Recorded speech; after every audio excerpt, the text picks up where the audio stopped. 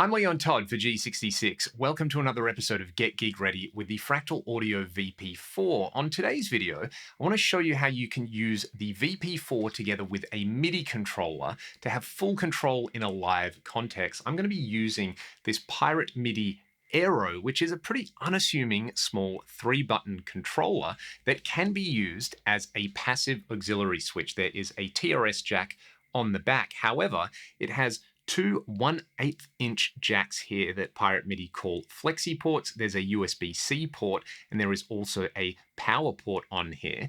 This runs their Bridge OS system, which lets you assign all the same MIDI commands as their larger 6 and 4 button foot switches. I found this incredibly useful with the VP4 to unlock some extra functionality. Now, the VP4 itself has some very powerful tap and hold functions, which I've explored here on this channel and on my own channel, but combining the MIDI capabilities of a small controller with the VP4 really gives you the best of both worlds live, gives you an immense amount of control, not just over the VP4, but with any other MIDI capable devices that you're using in your rig. For example, if you were using the VP4 for all your time-based effects in a switching system and you wanted to be able to manage the switching system, or if you were, say, mounting this in a rack shelf to replace a bunch of old effects processors, you could use this the way you would use any other MIDI controller. What I like about the Aero is it's capable of having tap,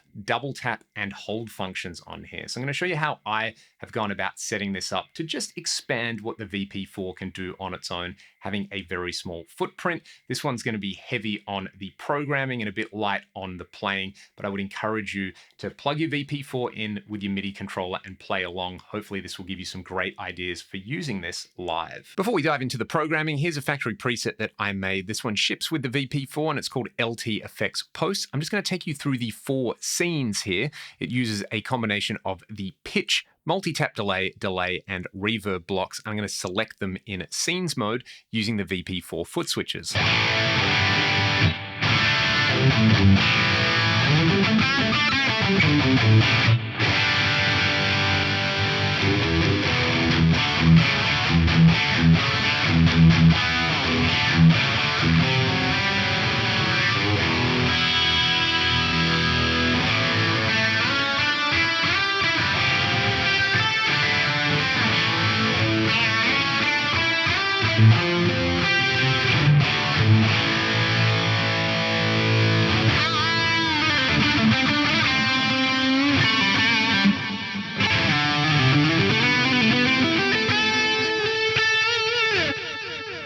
Now that's fairly straightforward and self-explanatory. One thing that I do like to do though is, given a particular scene, say scene 1 with the multi-tap delay and reverb, is play around with stacking different effects. So turning the pitch block on with this, or turning the delay block on with my wide scene. So I might select a scene and then navigate over to the effects mode and turn individual effect blocks on and off. However, what I could do is offload the scenes functionality to the Aero down here. Even though we've got 4 scenes, this supports tap and hold functions. So I'm going to set it up so that when I tap this far left foot switch, I'm going to get scene 1.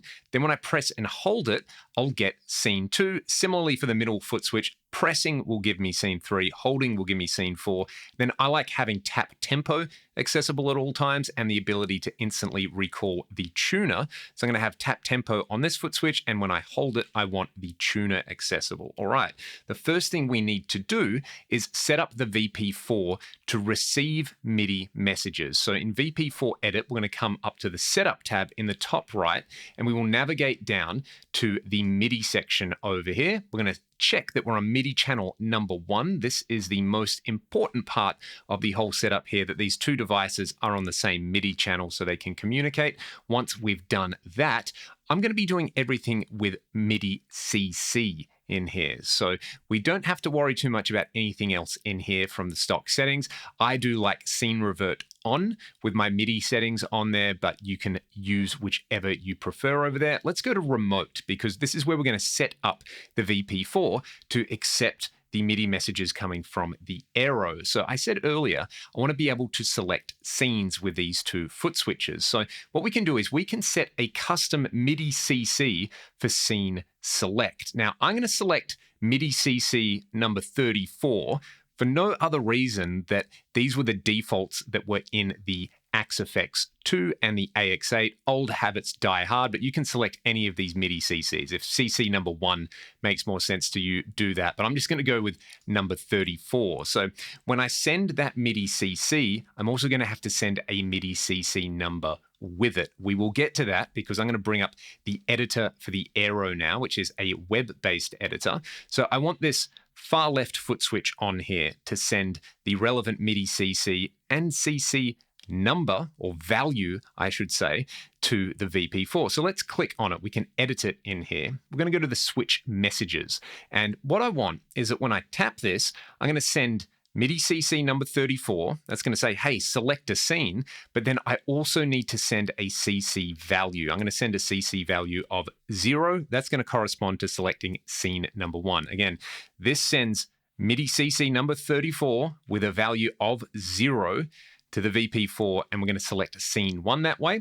Now, I'm going to do this on the release of the tap because I want hold messages on there. So let's add a message. We're on MIDI channel number 1. The controller number was 34. This is the same value that I've plugged into the VP4. Scene select is CC number 34, and in the Aero, controller number 34, I want to send a value of 0. Let's hit save on that one. For the hold message, it's actually going to be hold release that we want on the Aero. I'm going to send a controller 34, value number 1. That's going to give me scene 2. So let's do that. We'll add a message. Again, MIDI channel number 1, controller number 34, and the value is going to be 1 over here. Let's save this. Once that's imported, we can test it. If I tap this, I should be taken to scene 1. Look at that, like magic. Now, if I press it and hold it, when I release, I'm going to get scene 2. I can do the same process with the next foot switch over here. In fact, something that I find really convenient with the Aero is that I can go to edit a switch and I can copy messages. So what I'm going to do is copy this message here. I'm going to save and go to the next switch. So this is the second switch. What I can do in here is I can just simply paste in this message and edit it. Instead of having channel 1, controller 34, and a value of 0, I want scene number 3. So if a value of 0 was scene 1, a value of 2 is going to give me scene 3. I'll do a similar process for the hold release over here. Let's paste that on there, and we will set this so the value is 3.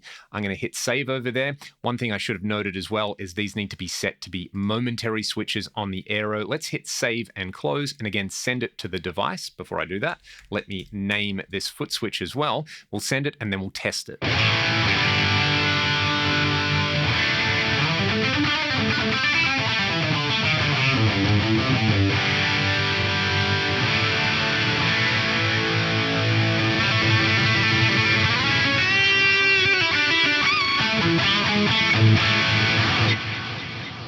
Next, let's set up the third foot switch so that I've got tap tempo, but also a tuner on press and hold. First, we need to set up the MIDI CC on the VP4. So I'm going to set my tap tempo to be CC32. I'm going to set the tuner to be CC33. And then with those values in the Aero, I'm going to go to the right foot switch over here.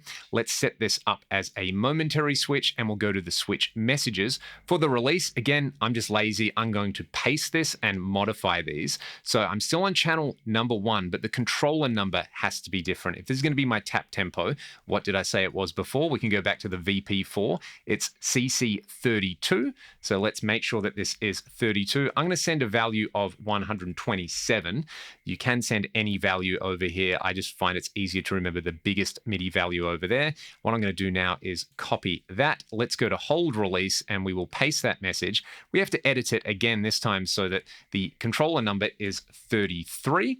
So controller number 33 back in VP4 edit, that was for the tuner over there. Those are talking to each other on the same channel. They've got the same values. We should be good to go. Let's hit save and close and then send it to the device and then test it. First, let's test the tuner. I'll press and hold when I release. I've got the tuner. And then when I tap it, you can see that the tempo is changing, which is exactly what I want. You can expand this to any function that you like. You can see in the VP4 for remote, you can control the input volume, output volume, the tuner on heel down, true bypass, the bypass for individual effects blocks. For example, if you had a MIDI controller with a lot more switches and you wanted to have your VP4 in a rack-mounted drawer and control it essentially like a rack-mount effects processor, you can change the channels and the bypass state of each of these. What's cool on the Aero is there are double tap features. So let's just say, out of curiosity, I want to change the channel of the second effect in there. So we're first going to set a custom CC. Let's set CC number 127. It's the biggest one available. That's easy to remember. And let's go over to our editor. Let's use the far left foot switch over here. So I'm going to edit it again. And what I'm going to do is set this up so that it's a double press. Again, let's add a message over here, channel number 1, as always, and it's controller number 127. Now, to change the channels on here, this is going to be similar to what we did with scenes. So values 0, 1, 2, and 3. Let's say that I wanted to change it from the first channel to the second channel. So I'm going to put in a value of 1 over here. Let's hit save, close, and send it to the device. This is so cool. If I do a double tap on here, the multi-tap delay is going to change from channel A to channel B.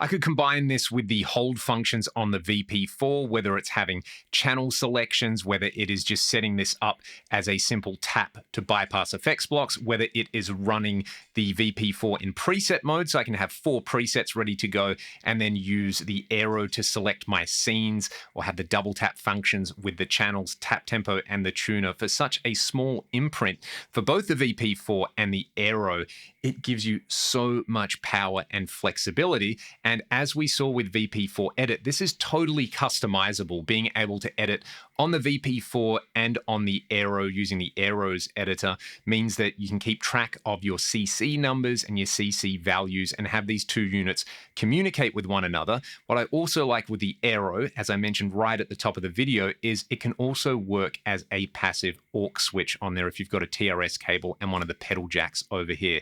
I think that's a fantastic addition. The fact that you have the flexi ports that can be set either as TRS MIDI Type A or Type B means it will work with any piece of gear. It will communicate with your VP4. And also the VP4 has TRS MIDI out as well. So you could use something like Scene MIDI, which I've taken a look at on my channel if you want to see the video, where you can send up to 4 messages per scene from the VP4 on its own and incorporate this with other MIDI capable processors. This would be a great way to run it, say, with an FM3 or an FM9 as well. If you have any questions, please let me know in the comments section below. I hope you enjoyed this video, and I hope it provides some inspiration for using the VP4 with your MIDI controllers. Have a great day, and I'll see you all on next week's video.